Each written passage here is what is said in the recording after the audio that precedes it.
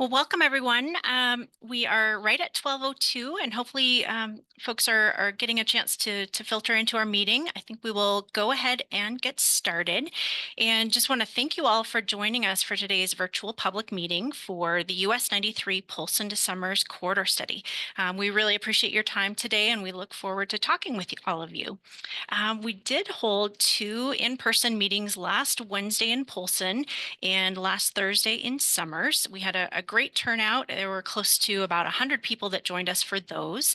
But we also wanted to offer today's meeting for anyone that wasn't able to join us in person last week, or for those that just wanted to listen to a presentation and learn more about our quarter study. So thanks again for joining us today. Wanted to start out with introductions of our panelists and co-hosts. So my name is Sarah Nicolai, and I'm a project manager for Robert Petch and Associates in Helena, and we're the engineering firm that's been contracted by the Montana Department of Transportation to assist with this study. And I'll introduce our other panelists here from MDT. So we have a number of folks on the call with us today, starting out with MDT Planning. Jackson Lang is our project manager for this quarter study in Helena. We also have Vicki Cernich, Samantha Wood, also with MDT Planning. And then from the Missoula District, we have Joel Boucher, who is the MDT Missoula District pre-construction engineer. And Joel works frequently out of the MDT's Kalispell office. And then from Robert Petch and Associates, my colleague Carrie Lynch is with us, and I believe Scott Randall will be joining as well, and they're helping assist with this study also.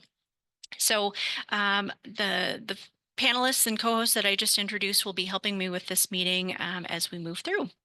So I'm going to jump into some slides that we have to share with you today. A couple of housekeeping items. First off, we do have a presentation that we want to share with you, and I'll be running through a number of slides coming up here in a couple minutes. Following that presentation, we will reserve time for a question and answer period. And Carrie is going to help me moderate that session. So she'll be reading out the questions as we receive those. And then all of our panelists from MDT and RPA will assist in answering those questions. Just want to mention that you are welcome to start typing in your questions and comments at any time. You should see a function at the bottom of your screen that looks like this Q&A icon. So if you click on that, you should be able to type your question, and then we'll queue those up and read through those and answer those at the end of today's presentation. And again, welcome to type those in at any time. I did want to mention too that we are recording today's meeting. We will be posting this to the website afterward. So you'll be able to review this at a later time as well if you want to revisit any of this information. So with that, I'll jump into today's agenda for our presentation. We wanted to provide a little bit of an overview of MDT's planning study, and I'll touch on our study area as well. Additionally, we wanted to talk through some areas of concern for our quarter study and some of the key findings to date we'll share with you. And then lastly, we'll talk about our study schedule and upcoming next steps in the study before we turn then to our question and answer period. So with that, I'll start out here with some background on the planning process that MDT uses. So I've mentioned that MDT is conducting this as a planning study, and the purpose of this is just to understand the needs in the corridor before potentially developing or constructing any individual projects at some point in the future. If a project were to be advanced, MDT would follow all of the formal steps in the project development and construction process, and you can see those listed out here in the bullets in these two blue boxes. But for right now, we are focused on this early planning phase, so on the left-hand side of this graphic. And we are conducting this planning study, anticipating completing that planning study in May of 2025. In terms of the process that MDT uses for a planning study, we are following several steps. And first, we're developing a baseline understanding of existing and projected conditions. And this helps us identify areas of concern within our corridor. We'll share some of that information with you today as part of this presentation. Using all of that data that we gather during that first step, as well as input that we receive from the tribes and resource agencies and members of the public, the study then will define needs and objectives. So this is our second step in the process. And we're focused on transportation, safety, and operations, but we also take into consideration other elements such as the context and the setting and the environment that help us influence kind of the study outcomes from the study. Next up, our third step is looking at potential improvement options that MDT and partners could pursue in the future as funding allows. And so, in addition to describing those potential solutions, the study will also estimate planning level costs and identify potential funding sources and outline potential implementation partners. The last step in the process, we will compile all of our work into a corridor study report where we document the process and our findings and our recommendations. And just wanted to note that the public comments we receive as part of this process are considered by the study team, and we also include those as an appendix to the study report. So we greatly appreciate the feedback and comments and questions that we get from the public as part of this process. So next up, I'll touch on our study area, the area that we're focusing on for this study. So this is looking at about a 40-mile segment of US 93, and our study corridor is outlined in red here along the western side of Flathead Lake. So we are starting at reference point 63. We use this acronym RP to mean reference point, but more familiar might be mile marker, what you see along the side of the highway. So we're starting out at 63 here, just north of Polson, and then all the way along the west side of the lake up to the Somers area, stopping at 104.2. And the study area does overlap both Lake and Flathead counties. A portion of it is also located within the Flathead Reservation. One of the questions that we've received so far is why the study area did not travel a little bit farther to the south and include Polson. So just wanted to let folks know that a separate study was conducted by MDT that was completed back in 2011, and it ended at this RP 63. So that was the reason we identified this as the starting point for our study. Didn't want to overlap or redo work that had already been completed in the past. So that's the rationale for our starting point. And the ending point, we are including the intersection with Highway 82. That's an important point here, but just focusing on this 40-mile corridor. Now, in terms of areas of concern, this is an important part of the study, is just identifying some of these areas of concern, and we've listed out a couple of these here and I'll go into more detail in the upcoming slides. What I'll say is that with this study, we are investigating these issues in more detail. We have developed a series of technical memorandums. So first up, an environmental scan that's looking at environmental conditions in the corridor. And this document is posted to MDT's study website if you're interested in reading this and learning more details about the environmental conditions in the corridor. We are also in the process of developing what's called an existing and projected transportation conditions technical memo, and this is still in process. We're developing this, but it will be posted to the website a little bit later on. For today's presentation, though, we just wanted to highlight a couple of these key areas of concern, and some of these are listed here. So things like increasing traffic volumes, crashes in the corridor, conflicts with wild animals, some of the environmental constraints, and then, of course, cultural sensitivity. And I'll talk about each of these in a little bit more detail on the next slides.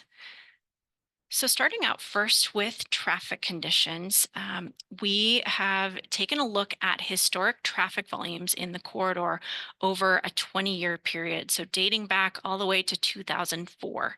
And this chart is showing traffic volumes that have been collected at a couple of traffic count locations within our corridor. At the bottom here, these green and light blue lines are showing count locations near Polson and Rollins. And what we're seeing is that there are lower traffic volumes in the southern portion of the corridor. The darker blue line here in navy at the top is closer to the Somers area. And as I mentioned, that there are higher traffic volumes to the north. Now, there are some peaks and valleys. These traffic volumes change year to year. We can see a particular kind of spike around the pandemic time period, 2019 to 2020. So definitely some variability year to year. But with our study, we were trying to understand what the trend looks like. And so we calculated an average annual growth rate of 2.1%. And that's reflected here in this dotted black line that you can see. And that just helps us understand to kind of smooth out those that variability year to year and understand what the trends have been historically and what traffic volumes might do in the future as well. So this is really helpful information for us to understand how traffic continues to grow in the corridor. We know this is a really popular spot for residents and recreational users, so it makes sense that we're seeing this kind of growth in traffic volumes. Another interesting way to look at traffic volumes is to look over the course of a year to understand that seasonal variability. And what we're seeing in this corridor is a real spike in traffic volumes in the summertime. So again, we have two different count locations that we're showing. One, this darker blue navy line is south of Elmo, and then the green line is north of Elmo. So we are seeing, again, the higher traffic volumes to the north, a little bit lower to the south. But in both cases, they're showing this seasonal variation with a peak in the July-August time period. We know that's a really popular time for folks to visit Flathead Lake. There's just a lot of recreational activity in the summertime. And so it makes sense that we're seeing those higher traffic volumes during that time period as well. Next up, I wanted to turn to safety. Safety is a really important topic as part of this study, and it's always one of MDT's top concerns as it's addressing and managing roadway corridors across the state. So in terms of our corridor, we obtained crash data from MDT for the period from 2018 to 2022. The year 2022, that's the most recent crash data that was available to us for this study. So we're looking at that to help us understand some of the safety concerns in our corridor. During that 5-year period, there were 814 total crashes that occurred. And we received a lot of different data from MDT where we can break out some of the characteristics associated with those crashes. So we have a number of charts here that I'll talk through. Starting out first in the middle of the slide here at the top is looking at when those crashes occurred according to month. And what we're seeing is that there's a spike in crashes in July and then also in October. And that does match up with some of those higher traffic volumes, recreational traffic volumes in the summertime. October might be some additional wildlife conflicts, for example, hunting activity. So we are seeing those two spikes, summertime and fall. The lower number of crashes are occurring in the spring. So March, April, May, you can see are the shorter bars here. Fewer crashes are occurring during those time periods. In the upper right-hand portion of the slide here, we're showing crashes according to the day of the week. And for the most part, they're pretty evenly distributed Sunday through Saturday of the week. There are slightly higher number of crashes that occurred on Friday and a slightly lower number on Thursday, but otherwise pretty evenly distributed. At the bottom of the slide, we're showing when crashes occur according to the time of day. And again, with all of these charts, these are averaged over all of the corridor that we're seeing. And so with this bottom chart, we did break out between weekends. That's in the green line here at the bottom. Then in the navy line, we've got weekday crashes. And then the top line is the combined total number of crashes in that dotted black line. What we're seeing is that on the weekends, crashes are pretty well distributed across the day, but on weekdays, there are some spikes. And the first one that we noticed is in the morning time period, about from 6 a.m. till about 8 a.m. And so that corresponds pretty well with our morning commute time periods. So we are seeing that spike in that morning commute period. Later in the day, we are seeing kind of some building numbers of crashes here in the afternoon and early evening. So starting about 2 p.m. and starting to ramp back down at 8 p.m., kind of the sustained peak here that roughly corresponds with an evening commute period as well. And those two spikes in the morning and the afternoon, that does also translate to our total if we're including the weekend time periods as well. So some interesting information about when crashes are occurring in the corridor. This next slide is talking about crash severity, or how people involved in those crashes are hurt. And we've got on the left-hand slide some infographics that I'll talk through. So mentioned that 814 total crashes occurred during our analysis period, that 5-year analysis period. And as part of those 814 crashes, there were 1,638 people that were involved. And so that reflects that there might be multiple occupants of each vehicle involved in the crashes.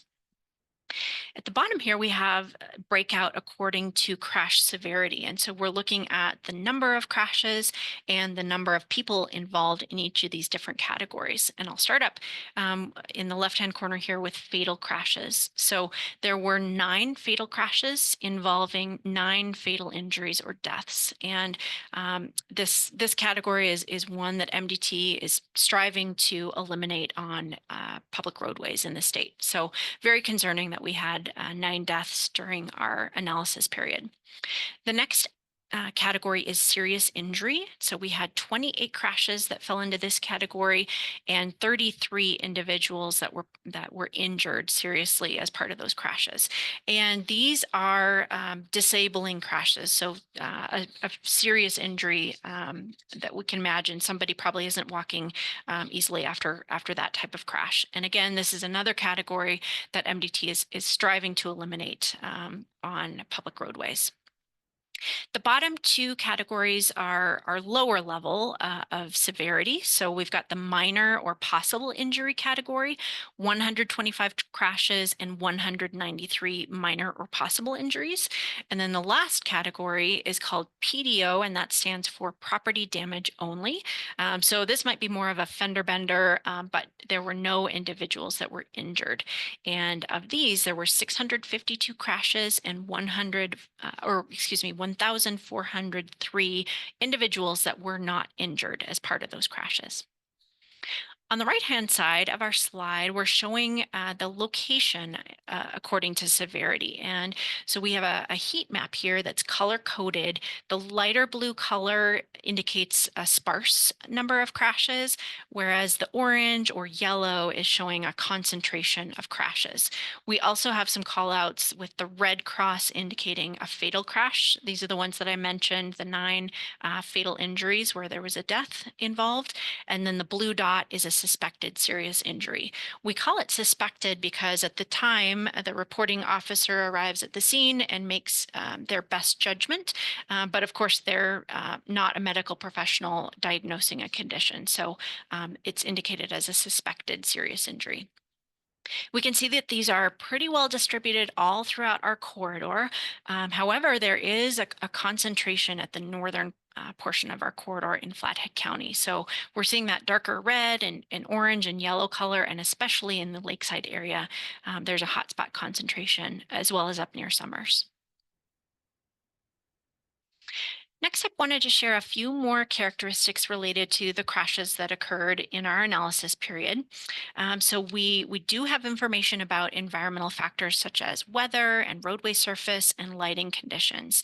And starting out on the left-hand side here, relating to weather, the reporting officer takes down all of this information when a crash occurs. And so what we know is that about 85% of all crashes occurred when it was either clear or cloudy conditions. A fewer number occurred when either there was snow, 7%, or rain, 5%, that was occurring at the time of the crash. Related to weather, we also have a category looking at the road surface. And we know that 72% of crashes occurred on dry roads, whereas about 13% happened when there was snow or ice or frost on the roadway, and then 13% of the time the roadway were wet. The last category here on the right-hand side is talking about the lighting conditions at the time of the crash. And what we saw in the crash data is that 55% of our crashes occurred during daylight conditions. 36% happened when it was dark outside and there was no lighting provided at that location. 1% it was dark outside, but there was some type of street lighting provided. And then 8% happened during dawn or dusk time period. Few more details here relating to our crash characteristics. We also have details about the people that are involved in these. So I mentioned again, 1,638 people were involved in those 814 total crashes. Up here at the top, we know that 62% of those were male drivers and about 38% were female drivers involved in the crash. In terms of age, about 10% of the crashes involved young drivers, and young is defined as less than 21 years of age. And then 17% of our drivers were older or over the age of 65. We've also got the statistics relating to how many of those were involved in our severe crashes. At the bottom, we have some information about driver characteristics or actions at the time of the crash. And so when it relates to impairment, this is impairment from alcohol or drugs or some other impairing substance. 6% of all crashes involved some type of impairment, but 32% of our severe crashes, so those are the fatal and serious injury crashes, did involve impairment. So that's a pretty important statistic that stood out to us in this study. In terms of driver action, 13% of those crashes were coded as having a driver that was distracted in some way or being inattentive or careless. We've got a cell phone icon here, but there are all kinds of different types of distractions that could be involved in these crashes. And then 10% of the crashes were coded as being too fast for conditions. So this could be that someone is speeding above the posted speed limit. It could also mean, though, that it's icy or wet roadways, and they might be driving at or below the posted speed, but the reporting officer felt that they were still going too fast for the conditions of the roadway or the weather conditions at that time. So last slide here relating to crashes, we do also have information about animal carcasses within the corridor. I'll note that this information comes from MDT databases where they collect animal carcasses in the corridor. This is not fully comprehensive. There might be some individuals salvaging carcasses in the corridor. Sometimes Montana Fish, Wildlife and Parks or the tribes also are involved in carcass collection.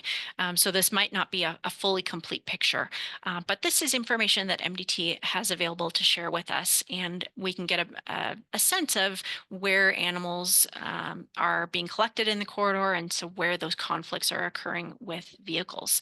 On the left-hand side, we are using that same color-coded heat mapping. So that lighter blue color, there's a sparse number of carcasses collected. As we get into the orange and yellow, that's indicating a concentration. This left-hand side is also only focused on deer carcasses. And so we can see that deer have been collected all throughout our corridor. There is definitely a concentration, though, up again in the northern portion, and especially between Lakeside and Somers, we're seeing that concentration. On the right-hand side, we've mapped out some other large mammals, and we've broken out with a red dot for elk. We have a blue triangle for black bear. We do have some domestic animals. This might be cattle, and then other wild animals or unknown are indicated in those black dots. So again, throughout our corridor, but definitely a concentration in the middle and up toward the north where we're seeing those carcasses. In total, 2,443 carcasses were collected by MDT and recorded in their database during our analysis period.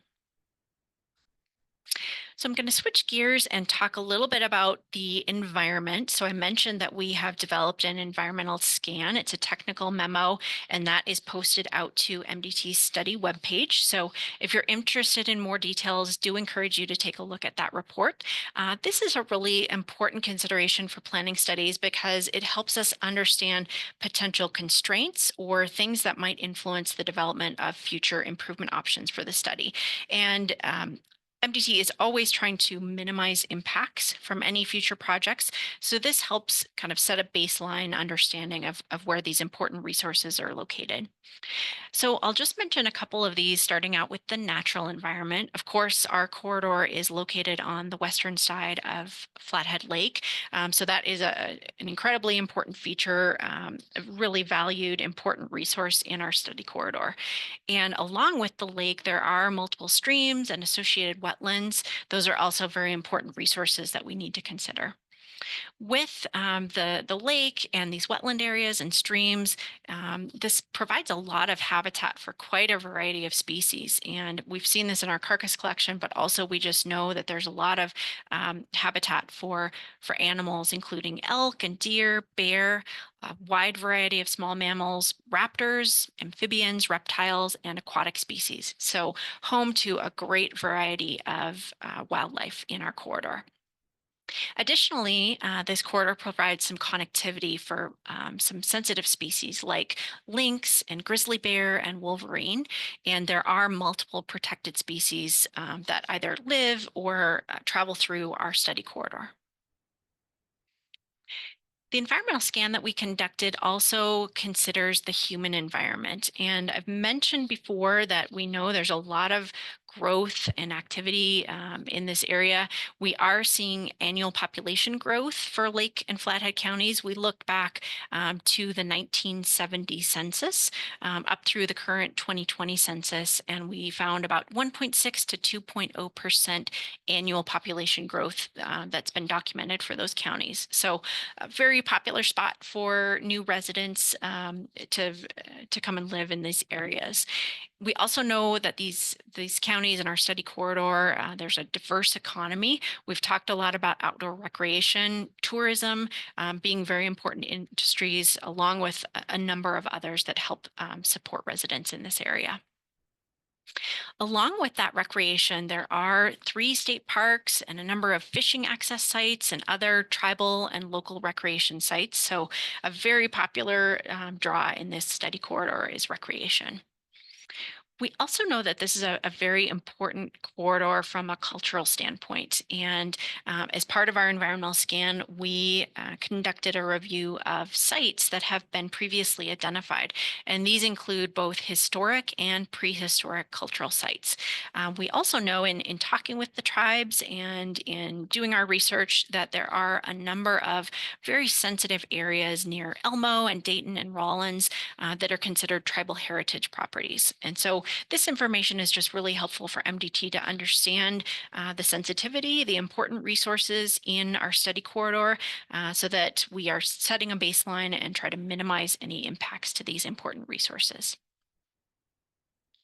So that takes us through an overview of some of the key findings from our study so far. I wanted to touch on our study schedule. We are completing the existing and projected conditions effort, and I mentioned we have a few final details to wrap up there. Once that memo is ready, we will be posting that to the study website, so that will be available in the coming weeks for you to review. I mentioned that from that, all that background data and input that we've received so far, we're developing our needs and objective statements, and those help us define what we're trying to achieve in this corridor as it relates to transportation, safety, and operations. From there, we'll be focusing on identifying potential improvement options and coming up with some recommendations for the study. And we will have another round of outreach. Our next public meetings, we're planning to come back out to the public sometime this winter in 2025. Tentatively, we're targeting January. And by that time, we'll have a draft set of improvement options to share with you all. And we'll be asking for your feedback and thoughts on those. From there, we'll be developing our final corridor study report. And as a supplement to this study, we are also conducting an access management plan process. So that'll take us through the final months of the study. We are planning to wrap up the study by the end of May 2025. So just wanted to mention that if you have any comments or questions that come up for you after today's virtual meeting, you are welcome to reach out to Jackson Lang, who's our MDT project manager, or you're welcome to reach out to me as well by email or give us a phone call. We also do have the study website. I've listed out the address here at the bottom of this slide, or you can point your camera at this QR code and that will take you to the study website as well. We will continue to post more information on that site as it becomes available. And so with that, we are going to turn next to our question and answer period and just encourage you to type in your questions to that Q&A box that you see at the bottom of your screen. We'll be reading through these and answering these live. And so we'll go ahead and get started. And Carrie, I'm going to ask you to start us off and then we'll start answering those questions. You got it. So far, we only have one question. It's from Jesse. And they ask, were there any changes made or planned as a result of the study you referenced, the Polson corridor study, that was completed in 2011? Oh, the great question, Jesse. So as you mentioned, that separate study has been completed by MDT. It was completed in 2011, and I know there were a number of recommendations that came from that study. I believe there have been some that have moved forward. I wonder if Joel or someone else from MDT might be able to specify what projects may have been implemented from that study. I actually don't have any. I was looking at this trying to find an answer after I read that, and I didn't find any specific recommendations that I found a project related to. I know a lot of the focus of that was looking at alternative bypass options around the area around Polson, and we do not have that planned at all at this point. I do know the city is working on kind of an internal bypass, so to speak, unofficially, that would connect the road behind. Let me pull up my map and see the road. The road across from Walmart would connect that to Hillcrest. So I know that is something that's kind of in the works that they're working on funding right now for. But other than that, yeah, there's not a bypass or anything coming out of that study. Thanks, Joel.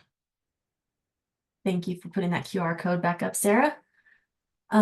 We have another question, kind of a follow-up to that question. Will there be a study of the lower corridor around Polson at some point? I could probably jump on that one as well. This is Joel again. At this point, we don't have any other corridor studies planned on this. The way the corridor studies work throughout the state, it is competitive for different areas. So the funding is spread out across the state. So we're focusing on this one at this time. We are looking at different, potential crossing locations for pedestrians along 93 within Polson city limits. So there is some other stuff we're looking at with CSKT. But as far as a large corridor study like this one, there's nothing planned moving southward. Thanks, Thanks, Joel.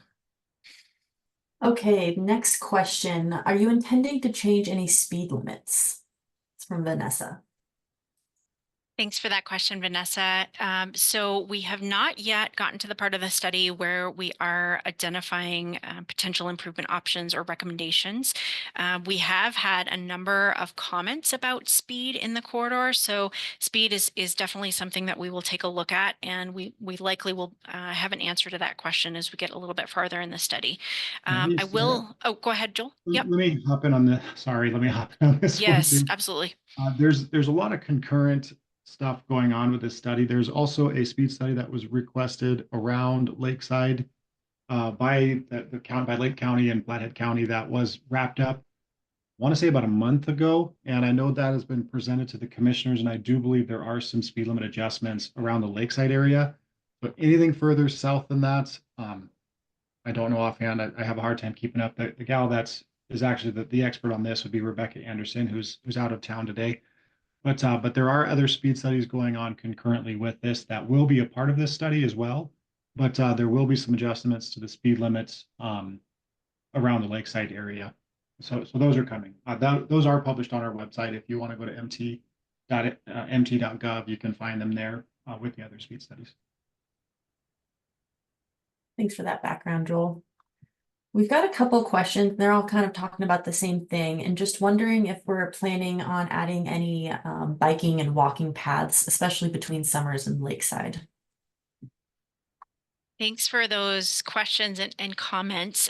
So as I mentioned, that we have not yet gotten to the part of the study where we are identifying improvement options. That's coming next. But what I will say is that we are definitely taking a look at pedestrian, bicyclist, non-motorist facilities in the corridor. Although it's not prominent necessarily in the crash data that has been provided through MDT, we have heard more anecdotal type feedback from the tribes and from members of the public talking about safety concerns walking in this corridor in particular. And we've also done some field observations where we've seen evidence and even individuals kind of walking along portions of the corridor where there are not dedicated pedestrian facilities. So we know there is a lot of activity, pedestrian activity, especially between the Lakeside and Somers areas. And so we will definitely be taking a look at those types of facilities as part of the next step in our study. Thanks, Sarah. Another question from Lacey. We live on 7 Row in Somers, and a few years ago, MDT employees looked like they were scouring the cliffs across from us and along 7 Row, looking for their markers. Is MDT thinking of widening the road in this section? Thanks, Lacey. I'm not familiar with, I guess, the markers in that area. I wonder if maybe Joel or someone else from MDT might know. I do not know what that reference is to. No, and like Sarah said before, we aren't sure what the solutions are going to be that we're going to come up with yet. So at this time, there's no plan to widen the road there, but yeah, we don't know what's going to come out of this study. Perfect, thank you. This is a comment from Brian, just noting that having lived in the area south of Lakeside for over 45 years, especially over the last few years, there's been a really dramatic increase in housing in the Lakeside and Somers areas, which is corresponding to an increase in traffic-related statistics. So just a note there. Thank you for that, Brian. Thanks for that comment, Brian. And I'll just note that we have heard kind of the same thing, especially at the in-person public meetings. And we know of some upcoming developments that are planned in the corridor as well. So I think you're absolutely right that this development and additional residents moving to the area is really having an impact on traffic volumes and also the crash and safety concerns in the corridor as well. So thanks for that comment.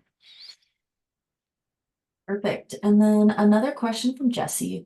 Where does this study and the possible recommendations fall on the priority scale relative to other MDT projects? Just curious, given the competitive funding nature. Maybe this is a question for Joel.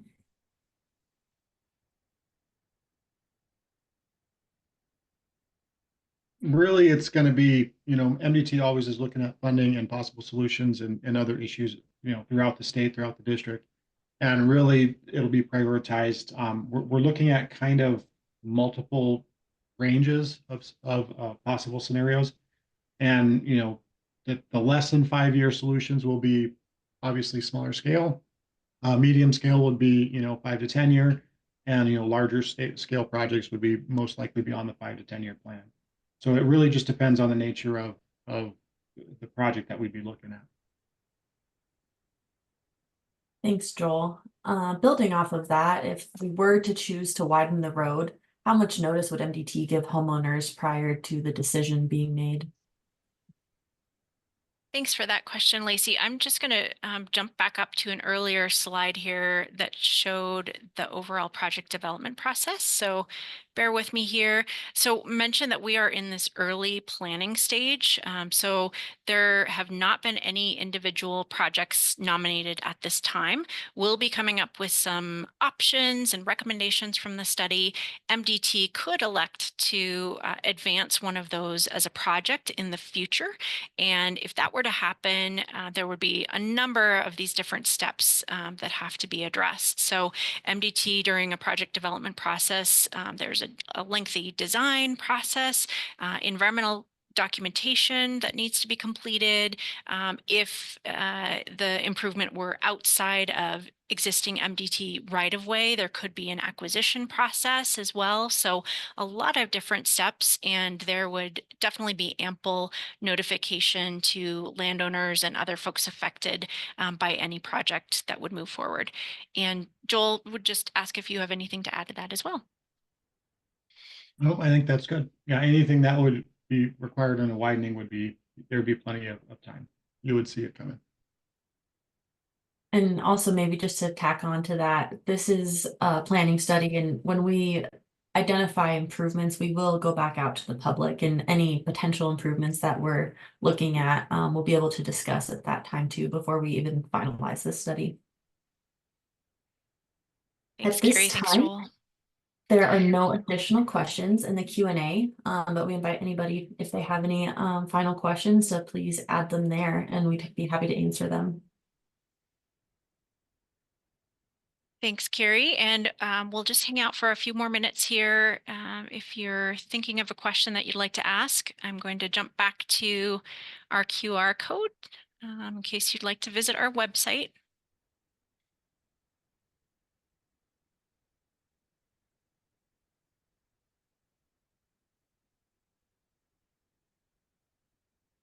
And again, invite anyone to type in any additional questions that you have at this time.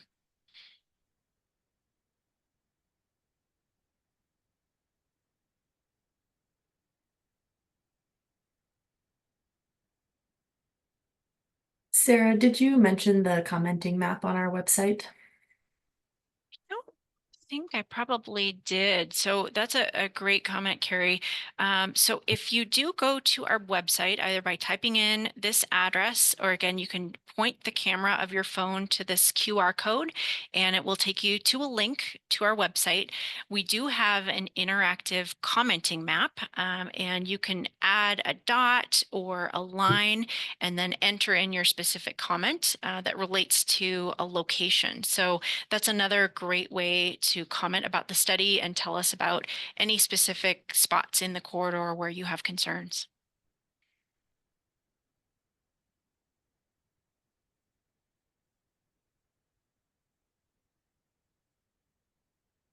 Well, I'm not seeing any more questions. We just have a comment from Lacey saying she appreciated the information on the slides, and thank you.